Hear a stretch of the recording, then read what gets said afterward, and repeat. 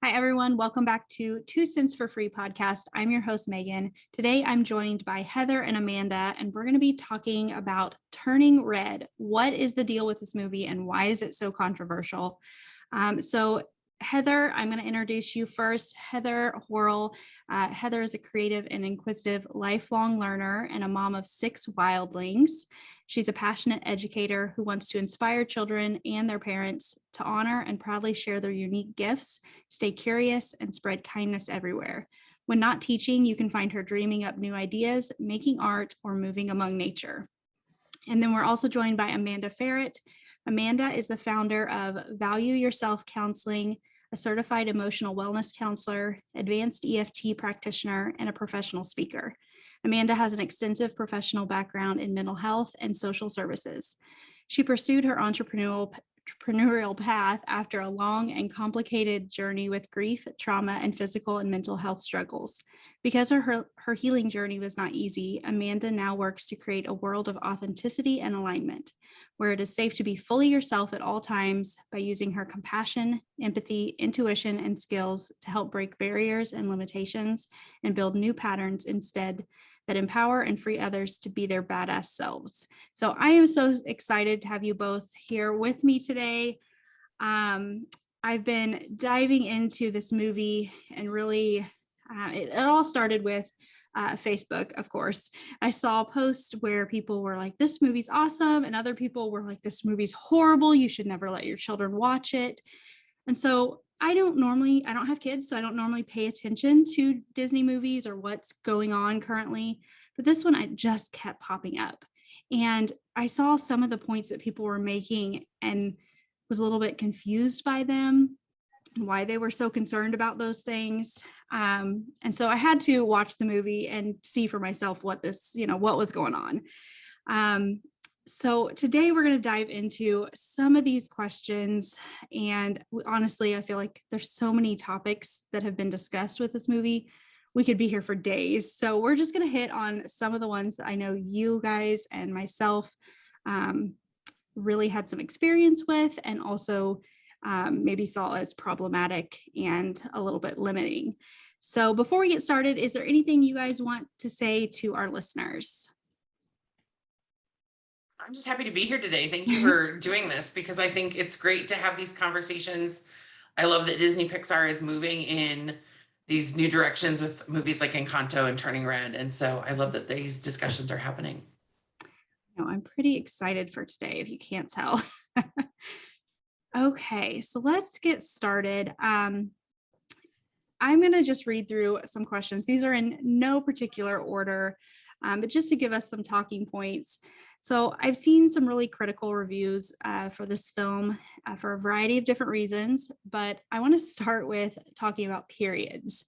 This is what caught my attention and why I really looked at this, because I'm like, I actually posted on Facebook, like half of the world's population has either it does have, or will have periods. So why is this so taboo? Like I totally did not understand this. And so many people are saying like this film is not appropriately rated because it's rated PG, but depicts periods. And so I actually looked up, and I think most parents are thinking that PG and G are the same thing, which they're very much not. PG actually allows for some nudity in the movie, and I bet most parents don't know that. So I feel like this is accurately rated. But I upon watching, so periods aren't really discussed. Malin's mom, so the lead character's mom, asks her if the red peony has bloomed and is referring to a period. Most younger kids aren't going to get that reference. And then May responds with no, maybe, because she's confused about what's happening to her. Her mom then goes crazy trying to supply her with pads. So what are your guys' thoughts on periods being age appropriate? What age would you say is or isn't appropriate for that type of discussion? You mind if I go first, Amanda? Go right ahead.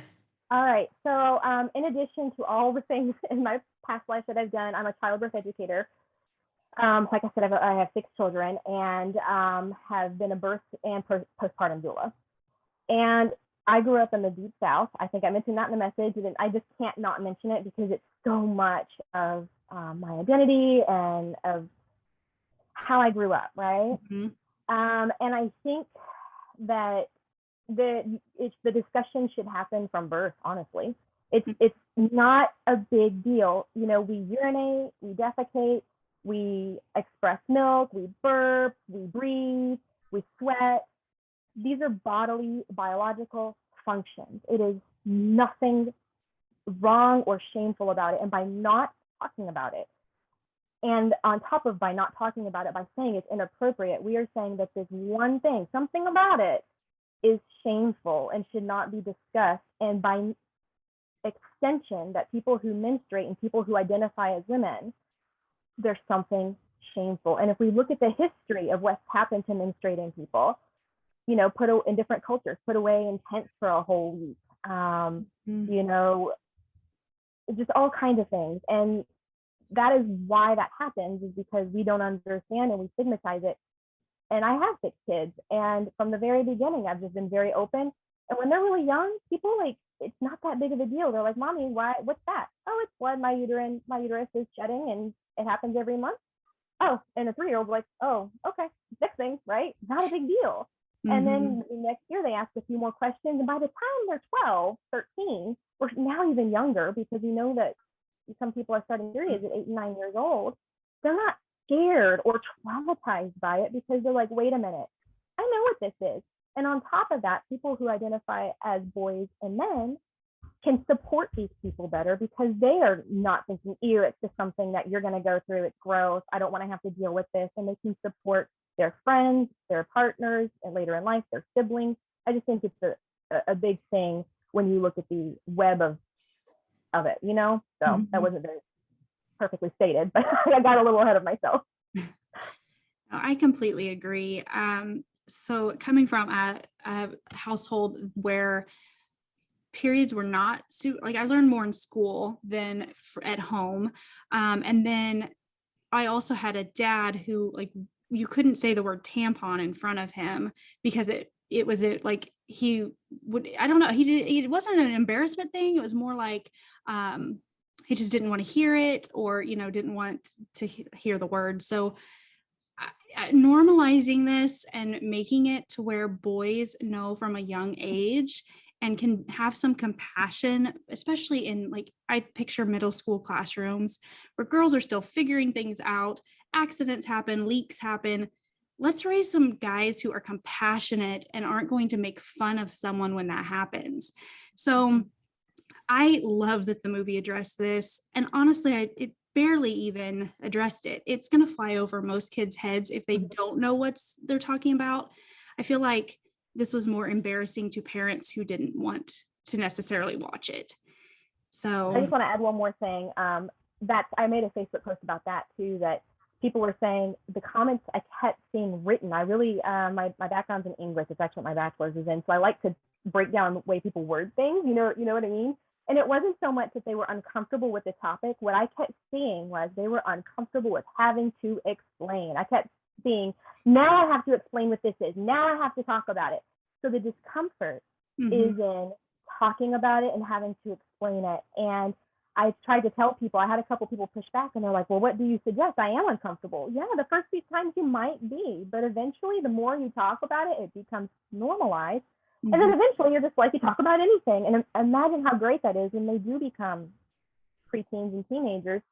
You've already tackled some of that discomfort within yourself, that when these bigger things come up, it's not as difficult, I promise. Right. Yeah, I completely need to go ahead. Sorry. I was just saying, we definitely need to destigmatize things around the body. And there are kids that are catching on. My cousin's young son actually caught on. But again, he's raised in a household where things are talked about, and he's a very inquisitive, curious kid. But we need to destigmatize it, because I had a very different experience growing up. My mom wasn't around when I was of that age, because she was going back to school, getting her nursing degree. And again, my dad was one of those dads that, yeah, I was definitely not comfortable. I don't know how he would have taken it, but was not. But I actually have PCOS, and I didn't get my periods like all my friends did. But I couldn't talk about it. I didn't feel comfortable bringing it up. And finally, my mom, once she was done with nursing school, and I was an older teen, my daughter's not asking me to buy pads or my mom finally, life settled down enough that she realized. And so in my late teens, finally got taken to a doctor and got diagnosed. But there was so much, again, shame and stigma around our bodies and things that are natural. And I did school-based mental health for 4 years in a middle school. So 11 to 14-year-olds. And you would watch young girls try to figure out how to sneak pads or tampons to the bathroom. I had young girls who were in my program that had never had periods explained to them. And one girl started hers and she disappeared. We didn't know where she was. We found her in the bathroom. She thought she needed to stay seated on the toilet because she didn't know what to do when she didn't understand what was happening to her. So there are these, there's a spectrum, right, of parenting that happens. And I think parents get uncomfortable because all of a sudden they're being forced or like having to do, like explain something that they weren't either ready for. But again, the movie's rated perfectly. PG means parental guidance. And sometimes there's parents that aren't ready to have to do that guidance, but it needs to happen because again, shame, Brene Brown says shame needs 3 things to survive, right? Silence, secrecy, and judgment. And we need to get rid of the silence, the secrecy, and the judgment around women's bodies, especially, so that we can have young women and those that menstruate develop appropriately. And those that don't, like myself, know to ask for help, know to say, hey, my body isn't doing what I thought it was supposed to, because I could have, not that in the 90s they knew much about PCOS and things would have changed for me, but we need young girls and those that menstruate to be able to say, this is what's going on with my body, instead of being in that secrecy and shame. I agree. And, I saw a post. It was in a mom's group that I'm in, specifically a Peloton group. And so this group is great for conversation normally, and you get a lot of diverse feedback when you post a question. So this mom posted, she was watching the movie and it was very awkward because her 9 and 13-year-old boys had a lot of questions because of that scene with all the pads. And the comments were pretty nice. There were a few that were a little bit brutal, but in like an hour, she had 500 comments, and the majority were saying, why do your children, maybe the 9-year-old is, I could see that one, but the 13-year-old boy, why does he not already know what is happening to the girls that are in his class? Because by that point, most girls now, because they're starting their period so young, are either, getting it or they've already had their period for a while. So it was, I honestly was really shocked being a mom's group. Those can kind of be a little brutal at times, but most were very kind in explaining to her why she needed to open that discussion. And it actually came back with her saying, thank you for pointing this out. It's, I didn't even think about this. And I'm going to sit my boys down and have this conversation because they need to learn and they need to know from me. And that just goes to, like, I know this is a little bit off topic, and maybe some people would say CCC, but I think it's important to mention, if a 13 and 14-year-old boy doesn't know what a period is and why we biologically have one, what do you think is going to happen to those teen pregnancy rates that we're always trying to, it's cause and effect, and while I'm not saying that they have to necessarily discuss that or that, but yeah. No, I know exactly where you're headed, and I agree because, there's a whole group of parents or a style of parenting where they think if we just don't mention it, our kids won't do it or won't have questions about it. And honestly, I don't think that's ever been true, but especially today, where Amanda can tell you that. they have access to the internet, the things that they can learn from Google or just talking to other kids in their school. And you don't want your kids to learn, you don't want that to be their source of education. You want it to come from you and be factual. So I wish more parents would realize that if they're uncomfortable talking about it, their kids are uncomfortable, so much more. So they need to just force it. You're the adult. You chose to have these children. It's your job to educate them. You need to sit down and have this conversation. And it might be awfully awkward, but if you wait till they're 18 and out of your house, you can't get that chance back. And you're raising adults who are terribly uneducated when it comes to something that's a biological process. It shouldn't be a big deal to explain. So I'm going to kind of go on to the next point. If you guys think of anything relating back to that, feel free to bring it up. We don't have to stick to any certain topic, but so a lot of reviews have been claiming that May draws explicit drawings of a 17-year-old boy, and May is 13. So I was really curious what these explicit drawings were. And one of the reviews, I actually have it pulled up here. She says that the mom finds drawings of her shirtless crush. And so when I watched, what I actually found were the drawings were, the boy did have his shirt off. You could see little pencil marks for abs. And most of the drawings were of either them hugging with their faces close together. At no point were they even kissing in these pictures.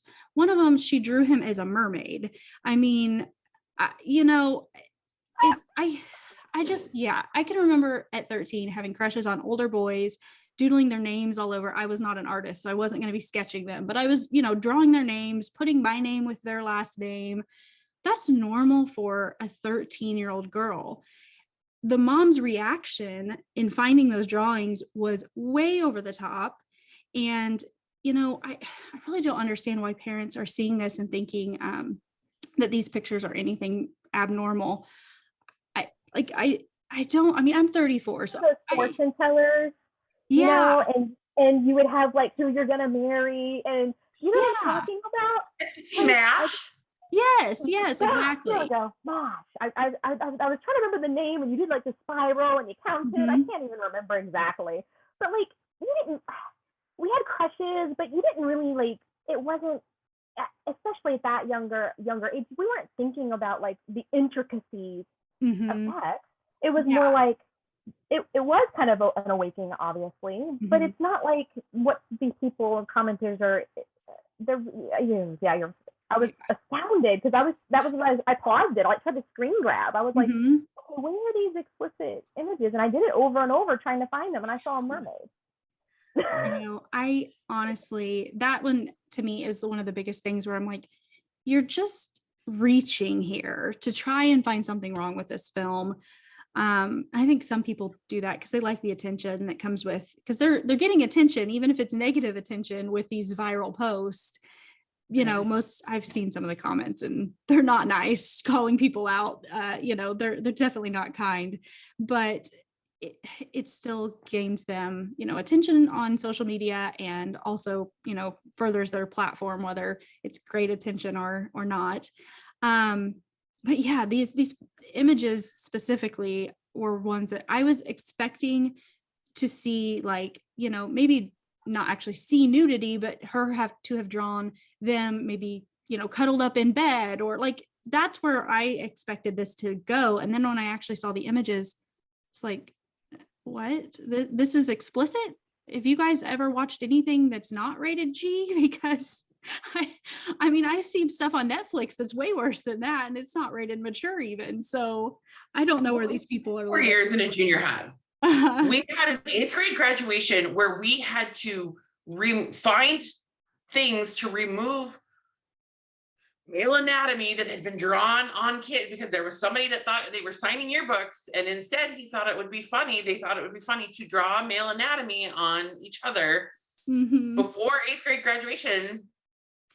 And I had to explain to a group of young ladies why that, no, you do not want to allow your male peers to draw male anatomy. It's not appropriate. It's not respectful. Do your parents really want to see you go through 8th grade graduation with male anatomy on your arm or your, and so we literally had to spend time before 8th grade graduation, cleaning marker off of and so again, when you spent 4 years in a junior high, there's a lot worse happening out there that if parents only knew, right? I could tell you horror stories you don't want to know. So at 13, things are already happening. Kids are already thinking things, right? So those drawings, and I think for a lot of people, it's the age disparity, right? Because once boys kind of hit that 17, 18, they're dubbed a man, right? And so with that comes certain connotations, and she's a 13-year-old girl, right? So, but again, there are 13-year-old young women out there again, not like there's so much happening out there in junior highs across the world that parents probably really don't want to know. And so I've seen worse. And so there was absolutely nothing wrong with those drawings. And I think, and again, we're in a culture where more and more kids are wanting to learn how to draw. Anime has become huge, right? And it is going to be where curiosity and things can kind of unfold. And yeah, in our generation, it was MASH and the different things, and passing notes, and God forbid you didn't want your teacher to find your notes because and again, that's where parental guidance comes in, right? And we can have those conversations around, and again, we're in the day and age of technology. I've had to have conversations with young men and women around why you don't send inappropriate pictures via text to one another, and that can qualify as things like child pornography. And so there are much worse things happening in this world than a movie where a young girl draws some, drawings of her crush. So I had two thoughts, Amanda, about that too. Was I found it interesting when she drew them. It was almost subconscious, because right before she's drawing, she's like, "Hey, this looks like," and then she just, the way the scene is, I thought it was really interesting. She's just like drawing without this sort of like, I'm going to put this here and I'm going to put. So obviously she's still not even fully aware of what's happening. She doesn't know him. She said she didn't think he was cute, and now he is, which is really typical for people, growing up, that are kind of like, oh gosh, what is happening? What's my brain and body aren't having the same response. And then secondly, the first thing I did notice too was when they showed the pictures, they do look like anime. So we lived in Japan for a little while, and the anime that's geared towards kids very much has people cuddling and the super kawaii, cute girls with the short skirts. And it's not this thing out there where it's like, oh my gosh, that's really inappropriate, So I found that interesting that it was drawn in that style as well. And especially 2002, which would be right around the time that I feel like a lot of anime started coming here and people were really aware of it, and the whole movie itself, just that was one thing I appreciated, a little bit off topic, but when their eyes got really big and they were super cute and the fluffy, I just liked the whole cinematography. It was gorgeous, but that's another conversation. Right. Yeah, I completely agree. So talking a little bit about language, I've seen a lot of reviews where people are outraged that I believe it was May that actually said it at one point. She used the word crap and then gyrating. Do you guys find these words problematic?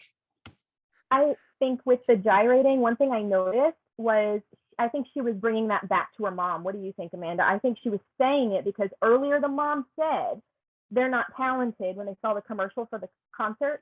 She said they're not talented. They're just a bunch of gyrating boys. I don't think I'm reaching here when I say I think she said the reason back in a sarcastic way. It was like, you just think they're gyrating. I like to gyrate. I don't think it was so much she was, and she's trying to shock her mom a little bit too.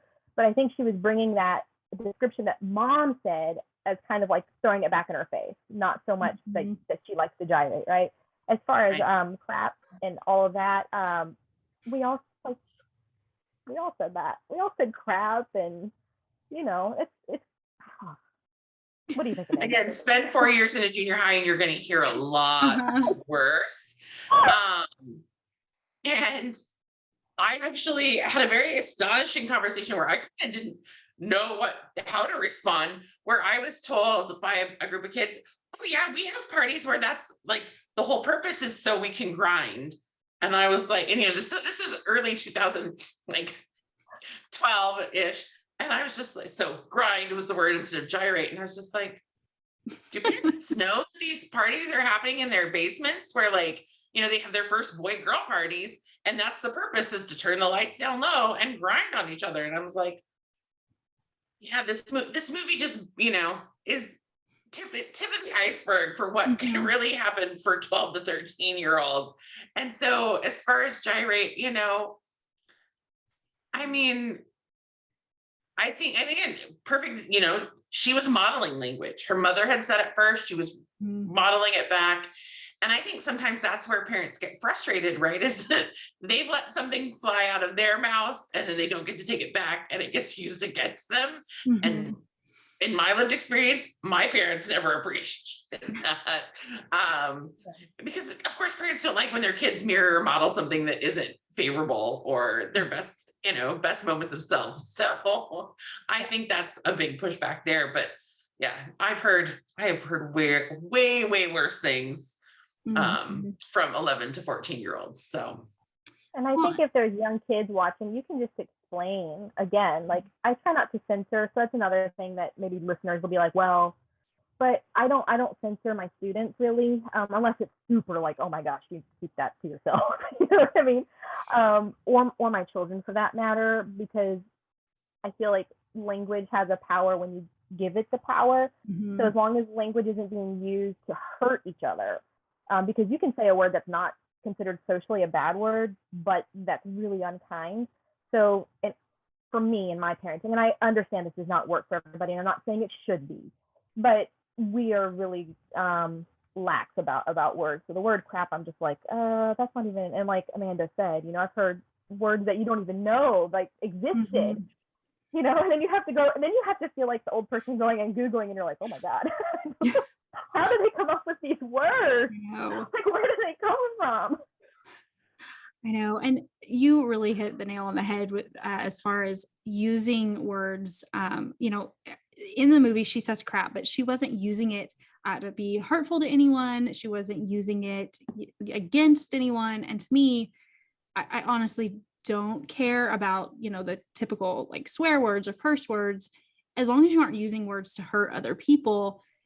Then exactly what you said, if we aren't giving it power, then what power does it have? And I think we've had these few words that society has said are bad, and really you can say a whole lot of hurtful things without ever using those words. So to me, yeah, I'm very lax. I have don't have kids myself, but I do have kids in my life through relatives, and am very lax when it comes to what I get upset over or anything like that, because kids are learning to express themselves, and if you don't want them to use a certain word, great.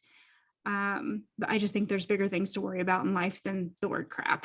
I feel like it, in my experience and my thoughts is, for one, language changes throughout history to begin with. Secondly, and this brings in the bigger problem, or I think point of the movie, this idea that teens are supposed to break away from their parents. That's what happens.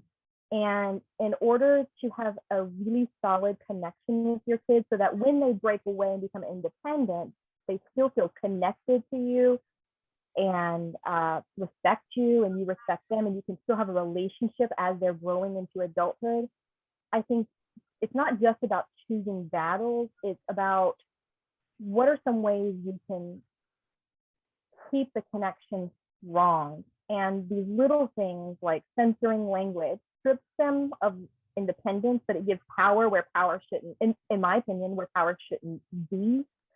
And so, for my kids, they just don't feel like there's too much overbearingness, and that they can express themselves, like Amanda said, which is really important, because that is how, as humans, we grow. We need to be able to express ourselves. And for teens, that's already very confusing, because they know, like, I'm still a child, but I'm not. How do you work through that? And so that is kind of my bigger reasoning for not censoring speech. Yeah, and that really leads really well into the next thing I had written, because so a lot of parents are upset that May is rebellious throughout the film. They also, had a lot of issue with her saying, that she's an adult. And at one point she says, my panda, my choice, and just kind of views herself as her own individual. And so my thought as I'm, was reading some of these is, aren't most 13-year-olds rebellious, at least to some extent? And if they're not openly rebellious, many times they're sneaking to hide things that they know their parents don't want them to do or see, which to me is way worse than being openly rebellious, because a lot of harmful things can happen when a child is sneaking and you don't know what's happening in their life. So honestly, yeah, I feel like this is a totally normal 13-year-old that's being portrayed in this movie. Yeah. So if you look at Erickson's stages of psychosocial development, it's spot on. At 13, you're in the stages of identity versus confusion, and you are trying to figure out who you are as your own autonomous being. It is where your beliefs, ideals, and values are formed, and it is where you develop your ego identity and are coming out as your own person. So at 13, that is completely appropriate. And what I have noticed is this shift in parenting where we don't want our kids to have to be accountable, right? There's helicopter parenting, or these things kind of shifting, whereas, and again, the power, right? We talked about power earlier with words. There's that power dynamic. So as a 13-year-old starts to assert themselves, parents start to worry, am I losing power? And instead, I think we need to be embracing that this is developmentally appropriate. It's developmentally normal. They're right on track.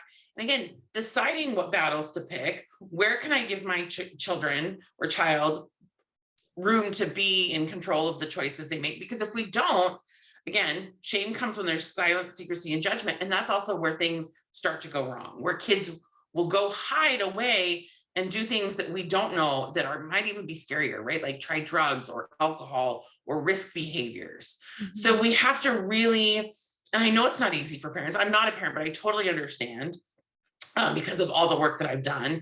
I've been a preschool teacher, a nanny, an auntie, I've done child and family mental health for many years of my life. And so it's hard to embrace giving them that autonomy, because again, we know their frontal lobes aren't developed right. So we're so afraid of what might happen, but the more controlling and more we try to assert power, the more they're going to go off in shame and that secrecy and silence and do things that are risky and not feel like they can come back to an adult when an adult is needed to provide safety or navigate things. And so we need to embrace that 13-year-olds are wanting to learn how to think and feel and make decisions on their own. And I know it's a delicate dance and so many things play into it, right? Culture, socioeconomic background, all those kinds of religion, beliefs, all those things can play into it. But it really is that delicate dance of, I am still the parent, so I am still this kind of, I get to have some control because my job is to keep you safe. And this is where I'm going to let you grow and blossom and have some autonomy and choice. Because if we don't, again, we're fighting back against a natural psychosocial developmental stage, and it's going to go really, really scary ways. And I've seen 13-year-olds that are abusing drugs and going down paths that I don't think any parent would want for their children. So it is that delicate balance and dance of the parent still being a safe and, authority figure, but letting go of those reins just a little bit so those children can have that autonomy and learn to think and feel and act for themselves. Mm-hmm. Exactly. Just to add to that, I feel like when you reframe parenting to be, I am not there.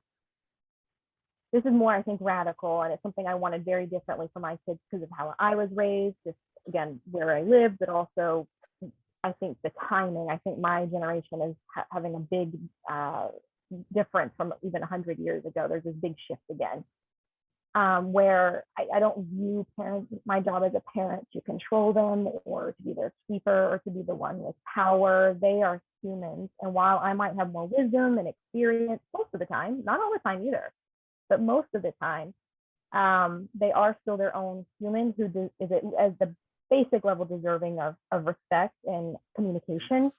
And even if I don't agree with them, and even if we don't come to an agreement, or I do have to say, I can't allow this boundary to cross. That's where you look at it. It's a boundary. It's not I'm not the authoritarian where, we are a team and I do need to keep you safe, but there has to, like you said, this dance of this back and forth. And I think a lot of parents, the reason that they're upset about this part of the movie is they don't understand psychosocial development.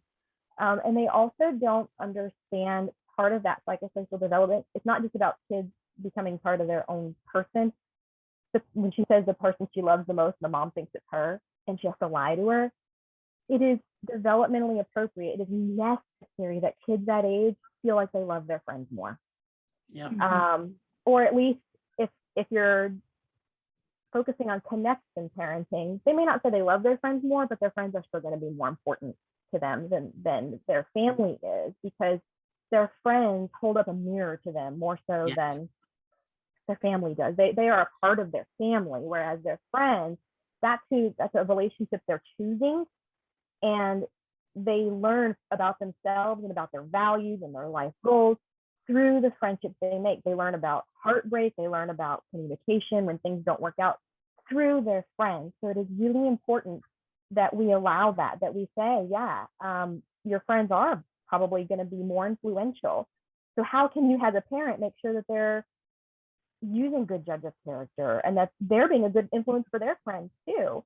But I think parents right now are so angry because, and it's a lack of mindfulness. This is where I'm going to kind of get into that. They don't know why they're angry. They just know like their moms and dads should be the one. And it's the education lacking there about that development, but it's also this inability or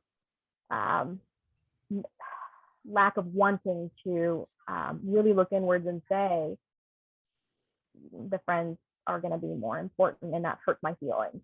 Sorry, I was trying to think of my words, but that's what people are hurt about. They're hurt that it is true and they know it, essentially, that they are not, because when you have a baby, oh my gosh, when you hold that baby in your arms, it's like, this is my world and we're best friends and we're gonna conquer the world together. And then when they're little preschoolers and even older kids and they still come to you when they're teens, they do still come to you. It's just differently, and it's not that same, like, it's not the same. And you have to be okay with that change.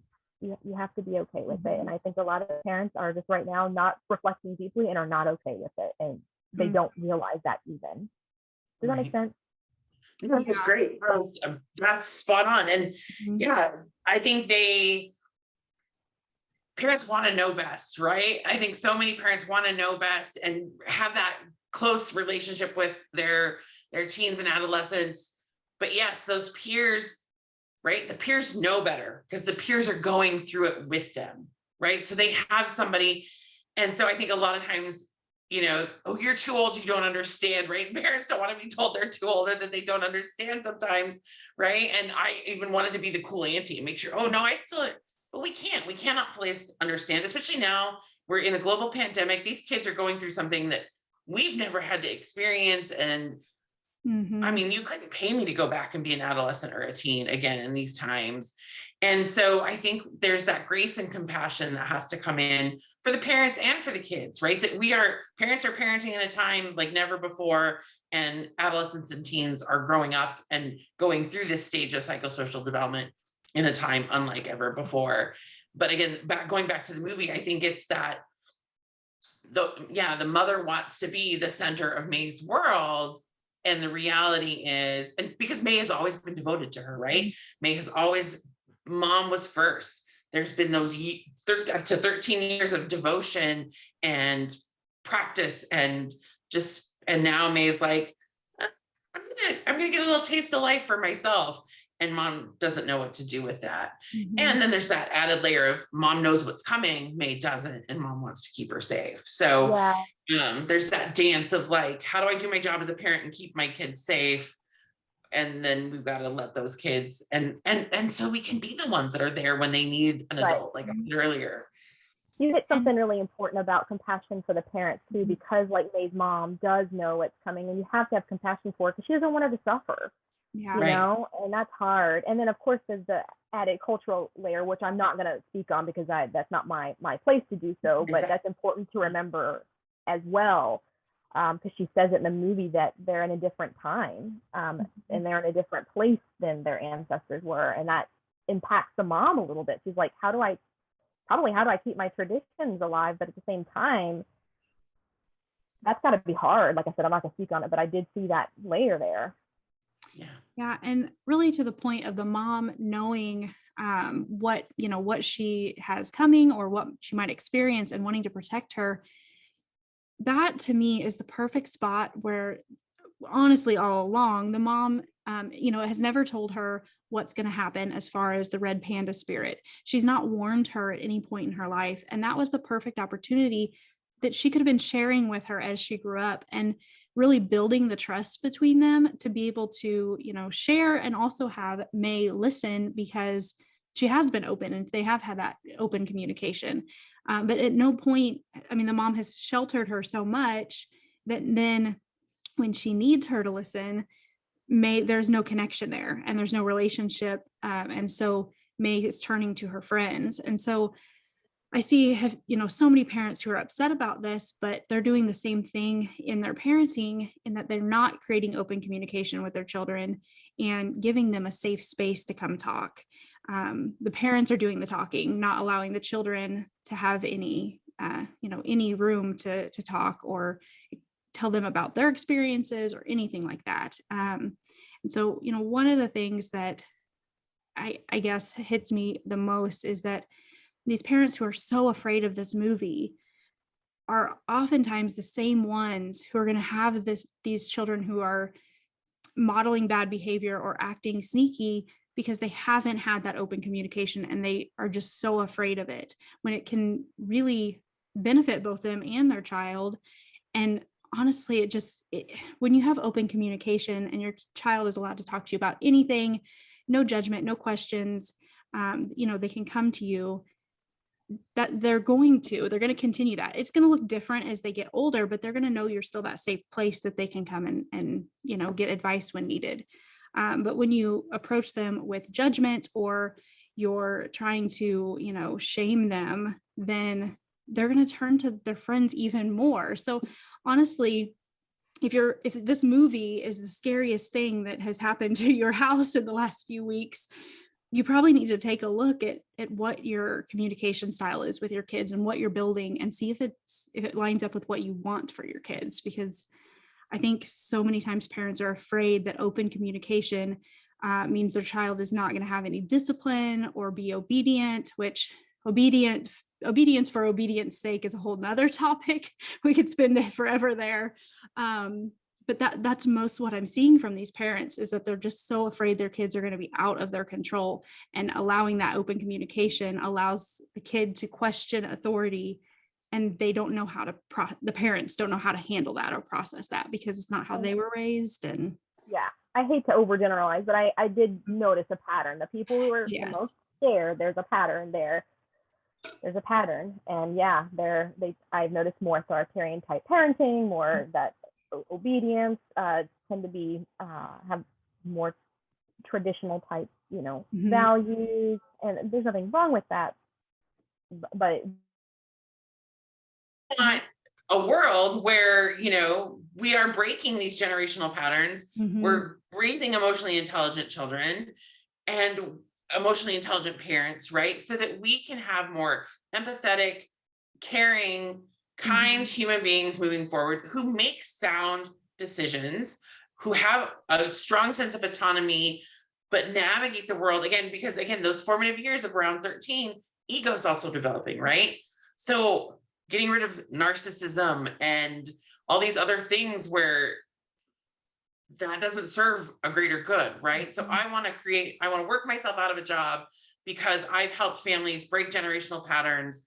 They're raising emotionally intelligent, autonomous, healthy children. They feel like they are emotionally empowered and intelligent and can make, parenting decisions from an empowered place that feels good for them and their children.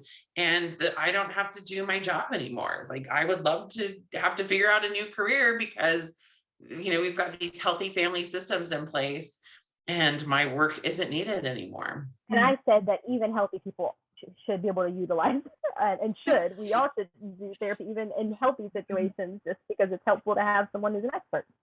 One thing that I really love about Gen X as a generation, they are so open when it comes to mental health and therapy. And honestly, I absolutely love that. There's a lot that generation is shamed for or looked down on for.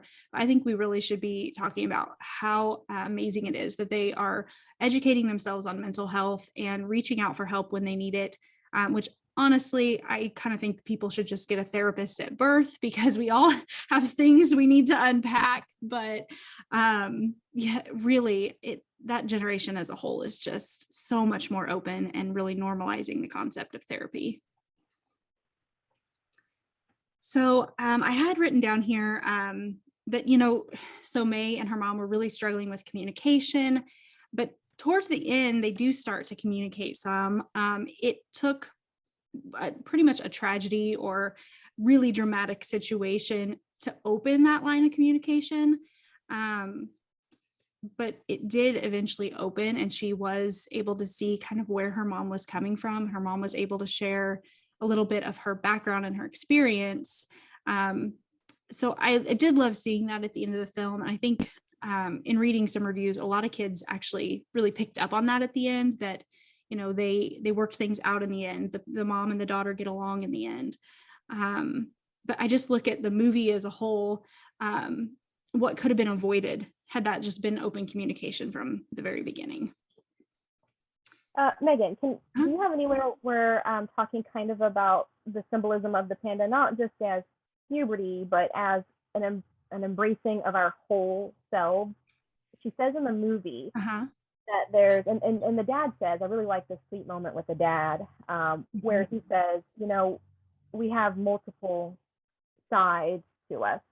And I really like the idea that, at the beginning of the movie, she's trying to get rid of it, and that's what the mom wants, and this inner beast. And I really appreciated the idea that we are as humans, we are complex. We are not, one-faceted beings. And he didn't even label the beast as bad. I really like that too, because, working with kids, they often will label these emotions like anger or frustration as negative emotions, and they're not. They can be overwhelming emotions, and they can cause behavior that is not great, but they're part of the human experience, just like in the panda is part of her human experience. She realizes that there's so many things here, but it's an embracing not only of her growing up, not only of, I think we could read into it as an embracing of letting go of misogynist views of periods. It's embracing her ancestral rights. And that's another kind of thing that, again, I'm not going to speak too much on, but I did see that there, this embracing of their culture, rather than putting it away. But I did see this idea that it's okay to have these emotions. That's what makes us who we are. That's what gives us perspective in all these situations that happen to us differently. We just need to learn how to harness those emotions. Do they need to be at one point toned down and controlled? Yeah.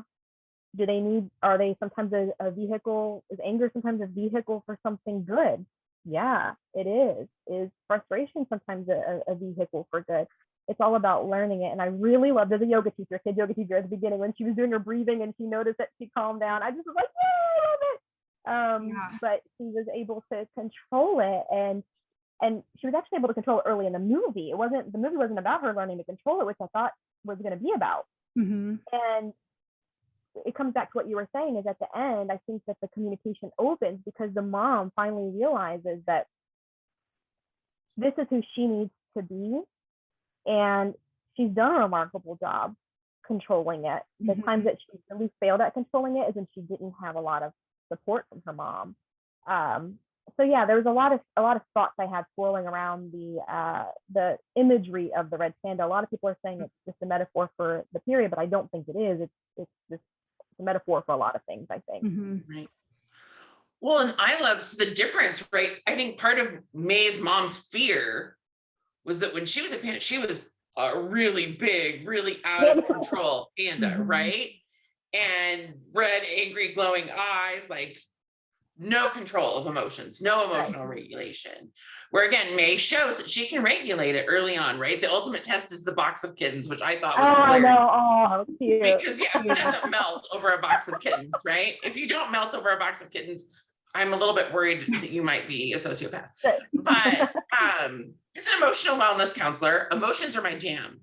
And they are neither good nor bad. They are not positive or negative. Some are more difficult. Again, some create behaviors that are more difficult or uncomfortable, right? But they all serve a purpose. They all have a message. Anger is often what is called a secondary emotion because we experience the anger first and there's always something behind it, but it gets our attention, right? Yeah. And I love emotions. I want emotional intelligence to be happening more and more in our parenting, in our world, right? Even between strangers, because emotions are so valid.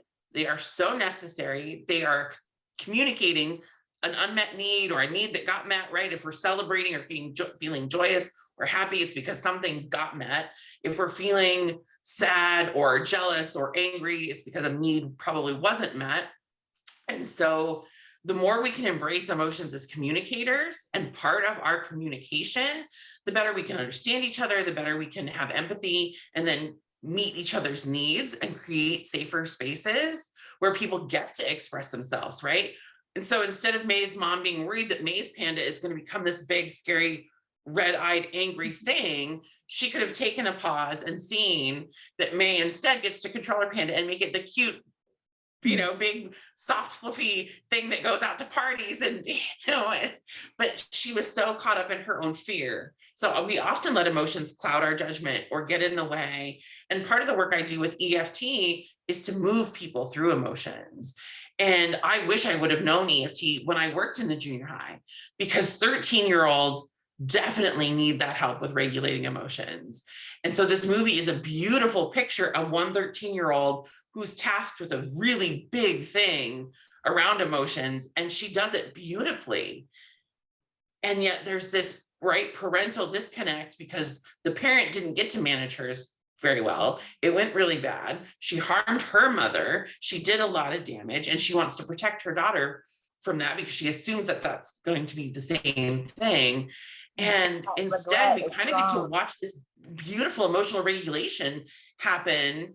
And we need to embrace that for more 13-year-olds. I'm trying as a professional speaker and EFT tapper to get into schools and teach them this tool because it's an actual viable tool that helps with emotional regulation.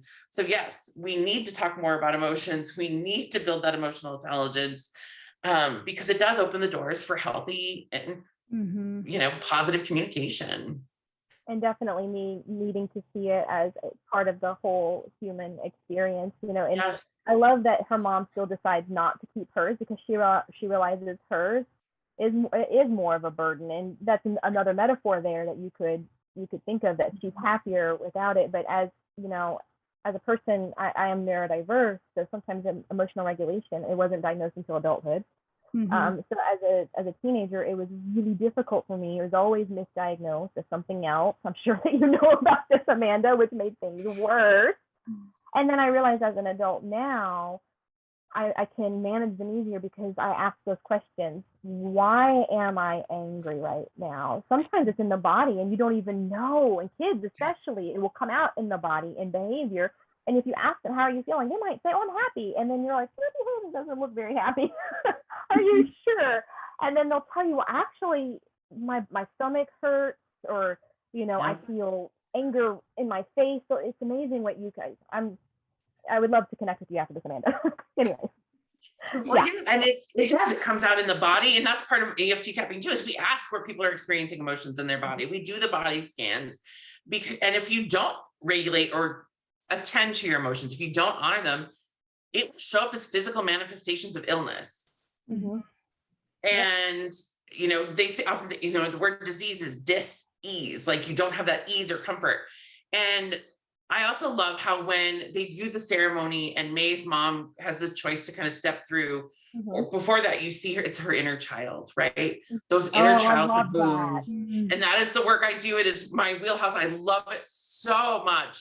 Yeah. And because she makes that choice because those childhood wounds it's too much for her to carry. She has to leave that behind. She has to move on. And she recognizes that not only is she doing that for herself and to heal herself, but to heal, again, her relationships with her mom and her relationship with May. So again, I'm all about breaking those generational patterns and that healing and that growth and going back and honoring and tending to inner child and hugging them and giving them the love that they need and saying, hey, you're safe, it's okay.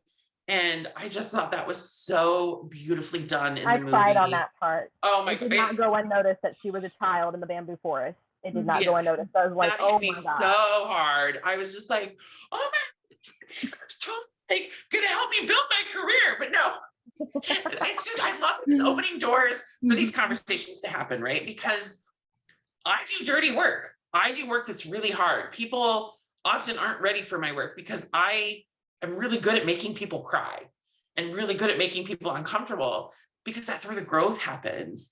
But sometimes people aren't ready for that. And the growth that we see in this hour and a half or whatever movie is so beautifully done.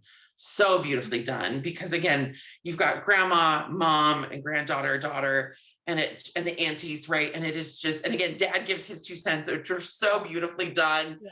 And because often we, forget about the dads, right? Because it becomes a woman, but dad, had his role, and it was just so beautifully done. I think that they purposely, some people were criticizing the movie that the dad didn't have a lot of a say, but I want to say, just from a theatrical standpoint, it was more powerful that he had what he had when he had it. And, he, like you said, sometimes you have to sit through this discomfort, and you'll come out the other side. As long as when we're sitting through that discomfort, it's just such great discussions for our young kids that you can have these feelings. Sometimes it's not about getting rid of them. Sometimes you have to sit through them and work through them.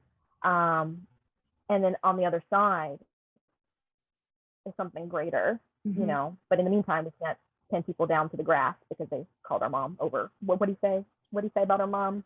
That she was psycho, I think is what he said. The character Tyler at the party. Yeah. Yes. Yeah.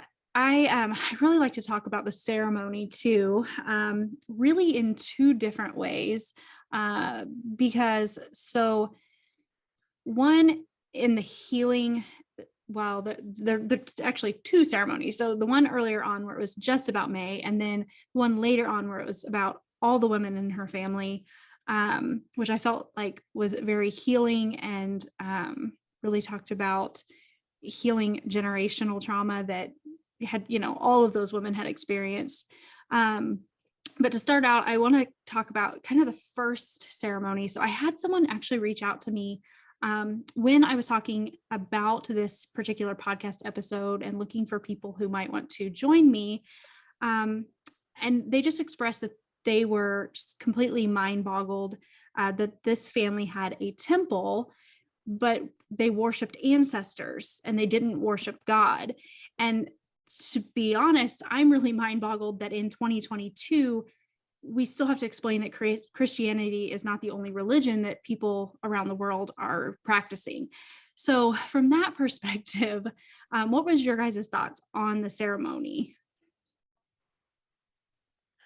I mean, I'm all for religious freedom and choice. I am pagan. So I'm all about ceremony and ritual, and that people get to create that works for them, right? Because I also look at whole person wellness. So the big aspect of what I do in my work is whole person wellness, and spirituality is one of those spokes of the wheel. And again, there is a lot of assumptions here, especially in US culture, that Christianity is what should be everybody's spiritual. And it's like, no, this country was founded on freedom of choice, right? And so let's go back to that. Let's allow that there is these different ways to practice. And I thought it was so beautiful because, I grew up in Montana, where there's often just as many churches in a small town, if not more churches or bar, it's like a running joke of does the town have more churches or bars? And Same. There's a church in every corner where I grew up. I mean, very literally within a mile. So, if somebody would have built a temple, right, or put out a Buddha statue, that would have been mind blowing for town. They wouldn't have known what to do. And I think it's lovely that they've got this beautiful home and temple, and that, at first it's a point of, being teased, right? May gets teased about it. And then at the end, they're opening up the temple for tours and bringing people in. And it's this beautiful thing that people get to learn about and that it's comfortable to talk about, right? It's people get to explore that curiosity. Again, I think we shut down curiosity around religion and ceremony and differences in beliefs so often because, again, we go back to that shame, right? There's silence, secrecy, and judgment. So judgment plays big into when there's these different religious ideals. And I think that, you know, I know one reviewer, I saw a TikTok where she had she was talking about a white male that was reviewing the movie, and his anger for the movie was that he couldn't see himself reflected in the movie.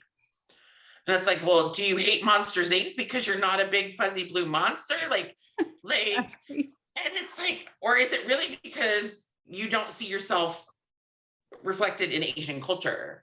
And not everything is for everyone, right? And I just think that it did a beautiful, again, I love that Coco, Encanto, now Turning Red. I believe kids and families should be exposed to different cultures. I, as a kid, was curious. I wanted to learn. I grew up in a very racist family, so I had to be very careful how I explored and learned and made different friendships and formed my own beliefs. I was the black sheep, so I had to kind of do it in that secrecy and shame because I knew there was going to be judgment. And I love that this kind of brings that up and allows for that to be talked about or explored or honored. So I thought that was a really fun and beautiful part of the film as well. Yeah, I agree. For one, I just thought the ceremony was just so aesthetically beautiful as well, the way that they did it and handled it. But I know that this is based loosely on the writer's life as well. I homeschool my kids, and we actually, when I tell people, they always are kind of curious because we have 6 kids and we homeschool. So when they ask, they always have assumptions as to why, right? Mm-hmm. So before they'll even ask, they'll say things that are like completely not our family's values.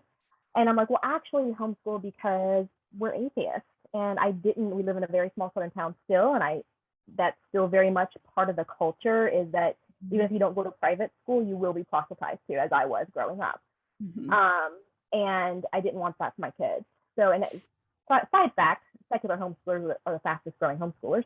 But anyways, I think it's important that children are exposed to different cultures, to different cultural beliefs, to different religions. And I am with you that I'm not surprised about it because locally people are going insane about, devil worship is what they're calling it. And what I am saddened by, though, is that in 2022, even if you hold steadfastly to those beliefs, we've had 20 years now of internet, good internet. You know that other things exist, mm-hmm. and you know that it goes against your belief, fine, but yours isn't more valid. You can believe it's right for you, but it's not more valid objectively, and that really still bothers me. And that's where I do get that feeling of anger, Amanda, because it's so frustrating to me, because then that's where we other people, and your kids will see that. So if you're not going to talk about periods and puberty, and you're definitely not going to talk about other religions, then it needs to be in movies so at least kids are exposed to it. I absolutely am on that train. And some people might say, well, that's not your choice, but I do feel like we are in a global world where we need to at least be like, oh, okay, not everybody celebrates God, or so some people celebrate multiple gods, or celebrate Ostara, or celebrate their ancestors. Right. That's really important for kids to see, and that's yeah. Well, representation matters. I grew up fat. I was a fat kid. I didn't have representation. I didn't get to see parts of me in the movies and things that I watched, at least not portrayed in a positive way, mm-hmm. right? Miss Piggy was my one icon, and they teased her mercilessly, and it's like, oh, so yeah, representation is so important. And yeah, these white male reviewers that I can't see myself reflected in the film, so it's just not a good film. Not everything's about you. Like, there's billions of people on this planet. So again, like, it's so beautiful to see representation starting to happen. Yeah. And he could choose the hundreds and thousands of other movies that have been made up until recently. Yeah. So, well, and Disney Pixar is not a Christian company. They have never claimed to be. So I'm really confused why Christian households are saying, well, this goes against our belief system. They never said it wouldn't. So why did you go into this allowing your children to watch it, maybe without you screening it, assuming that it would? And it's because for so long in this country, that has been, Christianity has been what is mainly what's represented. So in some of these reviews, I just was so frustrated reading, because anything else other than Christianity is seen as other, it's seen as unwelcome. And it's fine to have beliefs that you want to raise your children by, but from a perspective of believing your religion is correct, wouldn't you want to know about other religions so that you could educate yourself and have, intelligent discussions with people from other religions? But it kind of goes back to the, talking to your kids, and, if we just ignore the problem, it's not there. So to me, this it was also kind of, Mhm. sorry, Nikki, go ahead. No, go ahead. It just also, earlier when I said that sometimes people aren't really aware of why they have the thoughts they do. Mhm. From my experience where I grew up, I think that sometimes when people think that when you're exposed to something else, I mean, I was taught this in church, that when that university makes everybody non-Christian, which I think is kind of funny, but some people really do think that by nature of the exposure itself Mhm. will turn their children non-Christian. And that begs another question: why do you think that? Mhm. Because if we're really convicted in our beliefs and we're raising our children that way, then they're seeing a fictional character but represent people that they go to school with. Mhm. How is that there's not a threat there, but I don't think Yeah. they are aware that that's what they're feeling, if they're feeling threatened. Mhm. Yeah, and that's that self-awareness is something that I had learned as a young adult in my 20s, and have continued to learn, but it wasn't something I was ever exposed to in a small Midwest school. You weren't seen as needing to have an awareness because you were a child. So self-awareness wasn't taught. And I feel bad for the people who have never looked into it, have never tried to educate themselves, have never tried to find that healing that can come from self-awareness. And just I can't imagine how frustrating that type of existence would be, because you wouldn't have any tools to deal with really any situation that comes up in life. So to me, this movie has just opened eyes of people who weren't ready to have their eyes open, maybe. And going back to that ceremony, the one at the very end, where all of the women in her family were kind of going through this and getting to make that choice about their red panda spirit, if they were going to, embrace that and keep it, or if they were going to lock it away again. And like you said, there's Heather, there's so many metaphors that red panda could, it's a metaphor for so many things. But in that particular case, it felt a little like this younger generation, which May is part of, embracing their true selves. And it was still maybe more comfortable for the older generations not to, but they gave her the space to be able to do that for herself, at least. Mm-hmm. Yep. And I think that there's, even among the adults, they recognize that their ancestors, Soonli or Soonyi, what was her name? I can't remember off the top of my head. But the first ancestor who did this, got the spirit to protect her children and her descendants.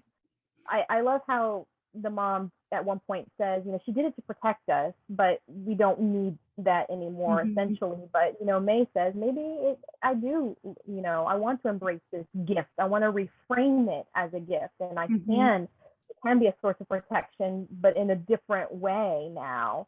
And I completely agree with you. I think that the older generation, that is the metaphor there, is that while they recognize that there is space for growth and to move on and to embrace, it still might be too deep of a burden for them or mm-hmm. uncomfortable, and that would negatively impact further connection. So it's a great way of saying there's not a right or wrong way, but what we do need to do is be aware and asking ourselves questions and keeping the communication open between families and breaking that generational trauma. And then from there, the decisions at that point are really our decisions and not something that we feel forced upon.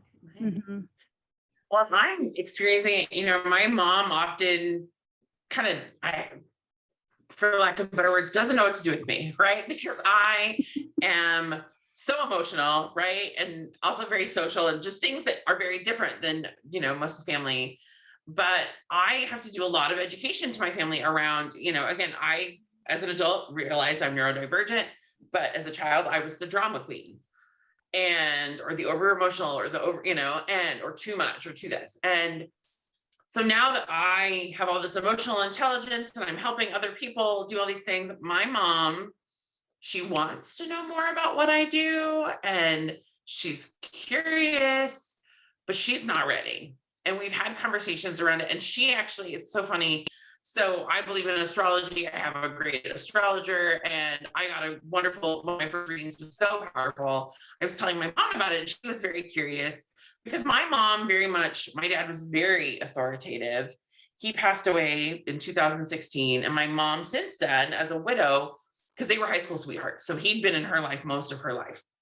And so now she's free, right? She gets to finally have that in herself. She's no longer a caretaker because she was either a caretaker for her parents, my dad, or my dad's parents, or a parent, right? And now she's free. Have this, experience with an astrologer. And she was like, well, I'm kind of curious. So I bought her an astrology reading for Mother's Day. And she had it, and my astrologer's like, you've got some inner childhood stuff that you need to work on. And if you don't, and my mom is like, no, I don't want to. I don't want to. I don't want to. I don't want to. And so I've been trying to have these conversations around like, life will be better for you if you heal your stuff. And she's like, I don't want to. I just in the past, I'm going to leave it there. Right. She just doesn't want to touch it. And it's so funny because it's like, why, like for me, who loves this stuff, right? Who can sit in the discomfort very easily and go through the emotional yuck and muck, and I love that stuff. She's just like, no, thank you. And I'm like, oh my God, the amazing things that happen on the other side of that freedom that you gain. And so I kind of want to sit down with her and watch this movie with her when I go home to Montana next month and like see if that opens some doors for communication, because she doesn't. And I've seen that in multiple women in that in her generation, right? That baby boomer generation, where there were certain expectations. You didn't talk about emotions. You didn't talk about mental health.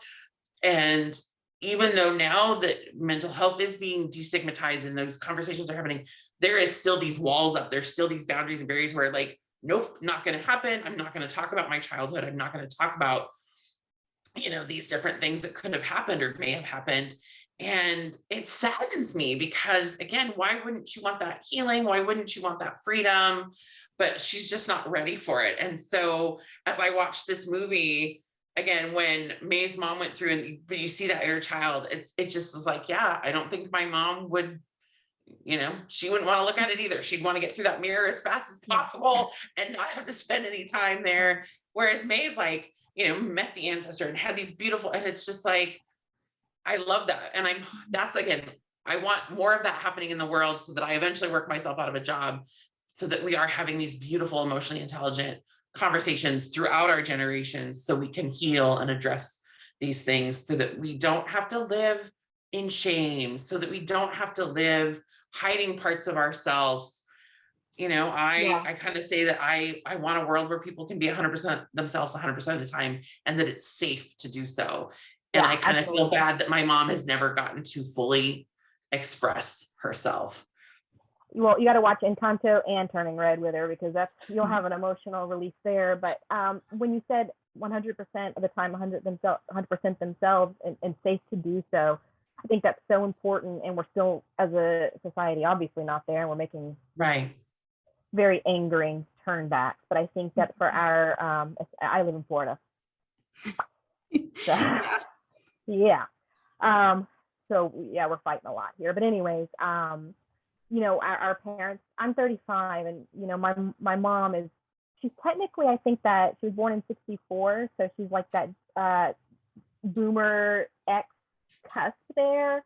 Mhm. And just back in their time, they just didn't. So it's amazing. She has kind of both personalities in some ways, but they weren't safe, to be 100% themselves, and when we're still not there. And so I think that's just hard for people when they want to be. And when you get past a certain age, I think probably you just resign yourself to, these women in the movie were in their 60s and 70s. They're not May's mom, but everybody else. And they're probably just like, you know what? I've come to a place of peace with it. Right. And that's that. But May had the foresight to know I'm only 13 and I don't want to suffer for 30 years with this. I'm going to embrace it, and yeah. Yeah, I completely agree. Is there anything else about this movie that really stood out to you guys or that you wanted to touch on? I like that they put their panda spirit in an item of like that they could personally have on them, and it was beautiful, right? They were all, and I loved how when May's mom or May's grandma and the auntie showed up, that they cinematography like zoomed in, they kind of they forecast or foreshadowed. There we go. That's the word I was looking for. Foreshadowed that's where their panda spirits were.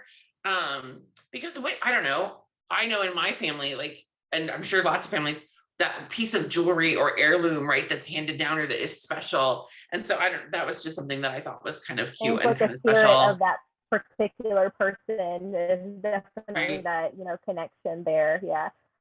One other thing I was just kind of funny was going to say is I have heard some criticism about the who crushes on boys like that. And the band Four Town was very obviously your Backstreet Boys / NSYNC. They were all over like J14 and Tiger Beat, and literally every person was like, "Oh my God, I love them." I mean, it goes as far as back as the Beatles, even. People like this is not a new thing. I just feel like people, like you said, are searching for things to be mad about. I really do, and I think it's because it's woman-centered, written by a woman. It's a different culture. So there are elements, I think, of misogyny and xenophobia and racism in it. And if you even say that, it's like, that's not it. But it has to be it, because there has Little Mermaid. She's what, 16? Decides to change her entire self for a man she thinks is good looking. And now there's criticism, but there wasn't then. Right. Luca, that was another good comparison. He rebels. He goes off the island. I don't know if you guys seen Luca. That one's so sad too. all the Pixar ones I cannot get through with dry eyes. But he rebels, and it's a coming of age one. But when it's a girl, I think embracing growing up and all that means. I don't think this movie is any way sexually explicit, but there is a metaphor there, and people are uncomfortable with that metaphor because it is woman centered, and that's straight up. It's this idea that we protect girls, and they don't have sexuality until it serves a purpose of somebody else. So yeah, no, misogyny is alive and well, unfortunately, and the amount of misogyny that happens from woman to woman and between women, yeah, I could talk for hours on that, but we've already been talking for over an hour, so I'll go ahead and stop myself. I know this movie. Well, thank you, Megan. I'm so glad you guys were able to join me. This movie has so many layers, and I really feel like anyone who's looking for something to be upset about in anything is going to find a reason. But as far as I'm concerned, this movie is fantastic. I feel like it's needed. It addressed a lot of topics, but then also as far as representation went, it shows a lot of different types of people, a lot of different cultures, and it's just something that we need to be more exposed to. So I think it's the perfect choice for kids. And the animation, like I said, I just have to say it again, it was so gorgeous. The color schemes, everything. I was just like, oh my God, it's so beautiful. So yeah. Yeah, anything that throws in a Tamagotchi, I'm like, that takes me back. Tamagotchi becomes her mom's, again, those items, right? They're typically handed down, and instead May got to give hers to her. And so, yeah, there's just so much symbolism, metaphors, etc. And it is so beautifully done. I am so proud of Disney Pixar, because again, we come from things like Little Mermaid that are super, they were fine at the time, but now we're like, maybe I don't want my young daughters or young girls to Mhm. watch this, right? I mean, Brave was one of the first that I was like, yes, Meredith says, no, I will not be made to marry. Like, I do not need a man, right? So I am just so proud of how far Disney Pixar has come and that these conversations are happening, because that's where we start to, Mhm. it's where the Yeah, revolution begins. it's that I'll leave it at that. normalization. Yep. Yeah. Well, thank you both so much for taking the time to hop on here and talk with me about this show. It's been great getting to know you both and getting your take on this movie. And you are welcome back anytime if you want to come Thank you. talk a little controversy with me. So thank you again for being here. Thank you. Thank you so much.